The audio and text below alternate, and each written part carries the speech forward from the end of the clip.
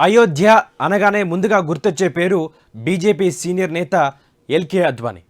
వరుసలో ఆ తర్వాత వచ్చే పేర్లు మురళీ మనోహర్ జోషి, వినయ్ కతియార్, సాధ్వి రితంబర, సాధ్వి ఉమాభారతి, కళ్యాణ్ సింగ్. తెర వెనక ఎంతమంది ఉన్నప్పటికీ తెర ముందు కనిపించే వినిపించే పేర్లు మాత్రం ఇవే. అయోధ్యలో రామమందిరం గురించి వీళ్ళెంత తప్పించారో ఏం చేశారో దేశమంతా తెలుసు. అద్వానీ రామమందిర పోరాటంలో రథసారథిగా ఏకంగా రామాలయం కోసం దేశవ్యాప్తంగా రథయాత్ర నిర్వహించారు. ఈ రథయాత్ర ద్వారానే రామ జన్మభూమి ఉద్యమం మొదలైంది. దేశమంతా ఉద్యమం ఊపందుకుంది.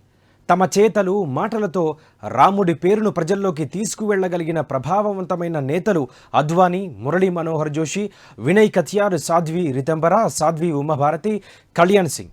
వీరిలో ఇప్పుడు చాలామంది చనిపోయారు.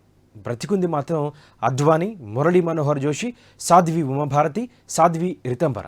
అయితే వీరిలో అద్వానీ, మురళీ మనోహర్ జోషిలు అయోధ్య రామమందిర ప్రారంభోత్సవానికి వెళ్లలేదు. అద్వానీ, మురళీ మనోహర్ జోషిలు ఈ కార్యక్రమానికి వెళ్ళకపోవడం కొట్టొచ్చినట్టుగా కనిపించింది. దీనిపై అటు బీజేపీలోనే కాకుండా సంఘ్ పరివార్లోనూ చర్చ నడుస్తుంది. వీరిద్దరూ వృద్ధులు. అద్వానీకి 96 ఏళ్లు, మురళీ మనోహర్ జోషికి 90 ఏళ్లు. జీవిత చరమాంకంలో రామజపం చేసుకుంటూ ఇంట్లోనే కాలం గడుపుతున్నారు.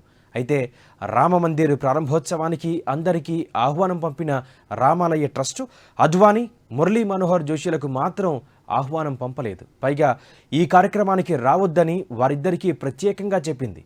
వాతావరణం చల్లగా ఉండడంతో ఇరువురు నేతల వయసును పరిగణలోకి తీసుకొని అయోధ్యకు రావద్దని సూచించాం. దీనికి వారు అంగీకరించారు అని రామాలయ ట్రస్టు ప్రధాన కార్యదర్శి చంపత్ రాయ్ తెలిపారు. దీనిపై విహెచ్, ఆర్ఎస్ఎస్, ఇతర సంఘ పరివార నేతలు, కార్యకర్తలు మొదట ఒకంత ఆశ్చర్యం వ్యక్తం చేశారు. ఆ తర్వాత నిరసన గళం ఇప్పారు. ఇద్దరు నేతలు ప్రారంభోత్సవ కార్యక్రమానికి హాజరవుతారని VHP working president Alok Kumar ప్రకటించారు. అలోక్ కుమార్తో పాటు ఇతర ప్రముఖులు స్వయంగా ఎల్కే అద్వానీ ఇంటికి వెళ్లి శ్రీరాముడి ప్రాణప్రతిష్ఠ కార్యక్రమానికి ఆహ్వానించారు. దీంతో తప్పును తెలుసుకున్న రామమందిర్ ట్రస్ట్ వెంటనే సరిదిద్దుకొని అద్వానీ, మురళీ మనోహర్ జోషిలను రమ్మని మళ్లీ ఆహ్వానం పంపామని, వారు వస్తారని ప్రకటించింది. తీరా చూస్తే వాళ్ళిద్దరూ మాత్రం ప్రారంభోత్సవంలో కనిపించలేదు. నరేంద్ర మోదీ, ఎల్కే అద్వానీ మధ్య గతంలో వర్గపోరుంది. నిజానికి అద్వానీ పార్టీ జాతీయ అధ్యక్షుడిగా ఉన్నప్పుడే నరేంద్ర మోదీని గుజరాత్ ముఖ్యమంత్రిగా చేశారు. ఆ తర్వాత ఆయన పార్టీలో అంచెలంచెలుగా ఎదిగారు. నరేంద్ర మోదీ జాతీయ అధ్యక్షుడు అయ్యే క్రమంలో అద్వానీ మద్దతు లభించలేదు. దీంతో వారి మధ్య విభేదాలు మరింత పెరిగాయి.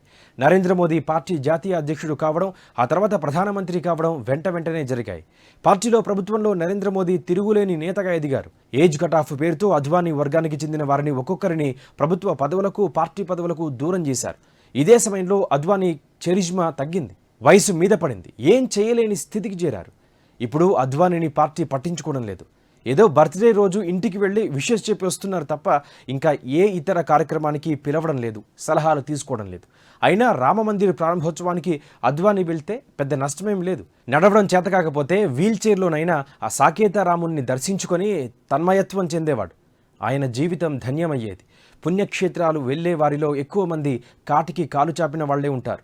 ఆ పోయే ప్రాణమేదో ఆ భగవంతుడి సన్నిధిలో పోయినా చాలనుకుంటారు. కానీ జీవితాంతం ఏ అయోధ్య రాముడి మందిరం కోసం పరితపించాడో ఆ రాముణ్ణి దర్శించుకునే భాగ్యం మాత్రం అద్వానీకి దక్కలేదు. అయోధ్య రామమందిర్ ప్రారంభోత్సవ క్రెడిట్ తనకు తప్ప మరొకరికి దక్కవద్దనే ఏకైక కారణంతో నరేంద్ర మోదీ అద్వానీని దూరం పెట్టారని సంఘ్ పరివారంలో గుసగుసలు వినిపిస్తున్నాయి.